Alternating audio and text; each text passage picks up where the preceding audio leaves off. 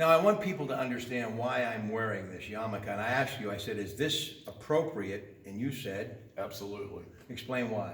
Shows humility to God in the house of worship.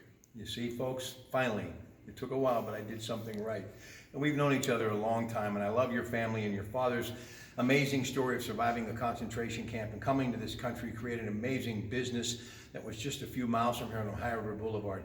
But talk a little Hebrew and explain what this all means in Hebrew. And I think that is such a musical language that says so much, and I wish I understood it better. And someday, as I get closer to retirement, I plan on maybe taking a few classes. I don't need to learn to speak Italian. I don't need to learn to speak any more of my heritage, but I would love to be able to speak Hebrew.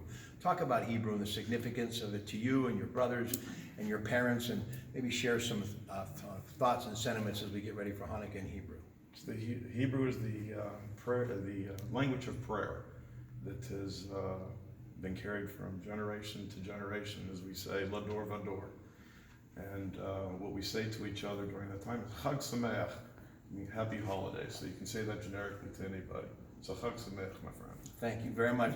And listen, also too, I'm a big fan of Mel Brooks, Carl Reiner, and they're both of the Jewish faith, and they will once in a while converse in Hebrew. And they talked about when they were younger, the significance of that. And it was always a part of their language growing up. So people you grew up with, as they did in many of the Jewish faith, that was the language that was being spoken. Well, more so in Yiddish. They speak more Yiddish. Yes. As opposed to Hebrew. Hebrew being the prayer, the language of prayer. Yiddish, the language of each other. All right, give me some Yiddish before we go. Geg is inter hate. You should go in good health. Thank you very much.